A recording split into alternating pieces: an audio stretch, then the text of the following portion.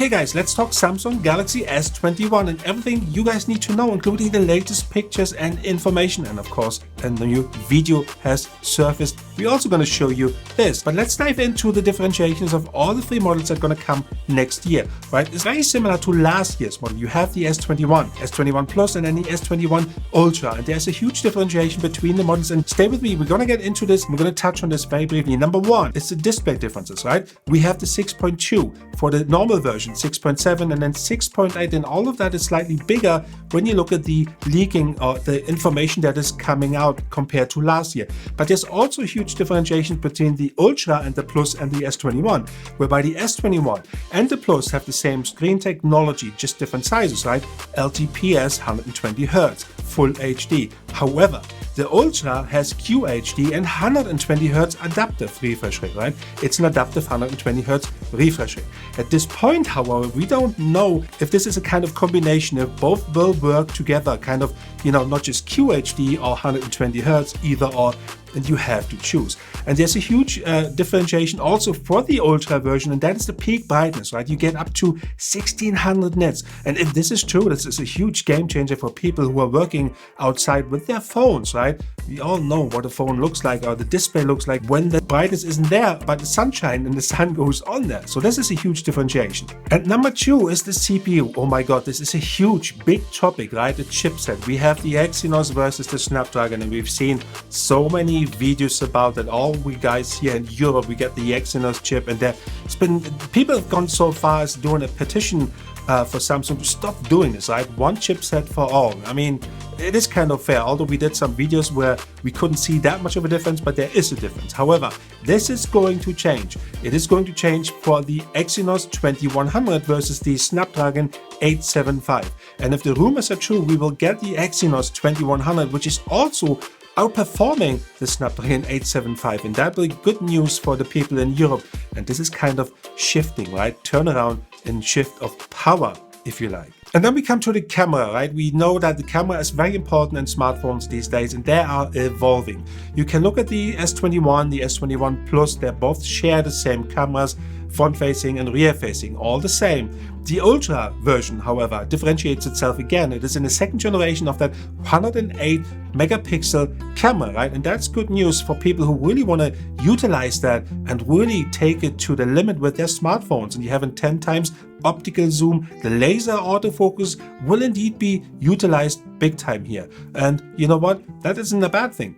And then you have the colored versions, right? You have different colors. You can see that you have violet, pink. I'm not going to list them all. You can read it yourself, but it's kind of nice to see that you have different color options. Especially, we had a pretty grim year, so we want to have some really screaming colors coming in 2021. And then there's the battery, right? It's obviously depending on the size of the smartphone. You can see the 20, the 21 Plus, and then the 21 Ultra. They all have different battery capacities, but I'm kind of seeing no difference probably in the battery life, because the bigger screen means also more juice. However, the display they're using in the Ultra is kind of using less power. So that might be interesting to see if there's an increase in general in software optimization that kind of saves battery power, and we have a longer battery life for all these smartphones. When it comes to the overall design of the phone, right?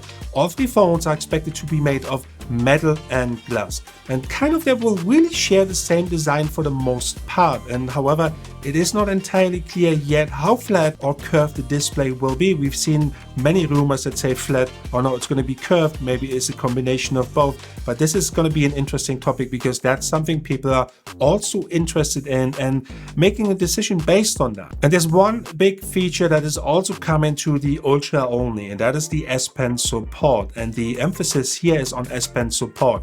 It will not have a kind of a holster. It will not be integrated in the phone itself. It just supports the S Pen, right? And industry sources claim that Samsung has ordered digitizers for the Samsung screen, for the screen of the 21 Ultra, and pretty much that is a component that is necessary in order for the S Pen to function. So, and that's going to be an interesting twist, and we have the discussion going on in the background. Is the Note line going to be continued next year or not? And that's going to be an interesting discussion. We will see if that's happening, but I kind of like the idea to have like the one device that kind of combines the Note and the S series and have that power device. S Pen support is there, and people really, it is a niche market for the Note, but I think it will broaden the horizon for people who want to use the S Pen on a smartphone, especially on the S21 Ultra. There's a huge discussion on the pricing point currently, and the rumors say that Samsung is currently discussing there is a price reduction coming up for the S21 lineup. And that's not necessarily a bad thing. When we look at the COVID situation, we look at the declining smartphone sales. However, Samsung is still number one in terms of shipments, right? But what's happening? Other people want to switch to certain lineups.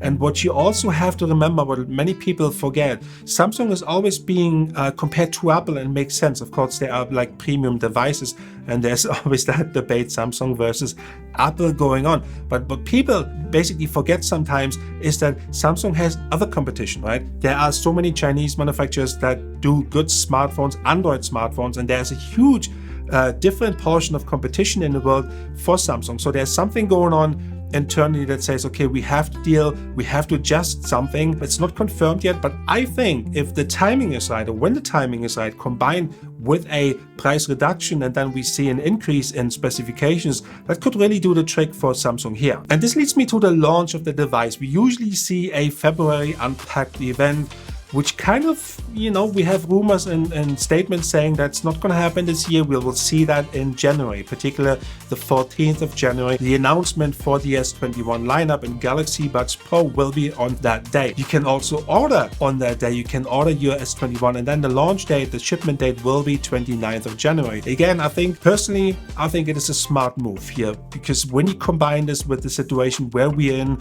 what's happening, Apple just released their iPhone 12, and why not try this, have a bit of a price reduction, pull the launch forward, and then off you go. This could be a big thing for Samsung, could be a big year in 2021.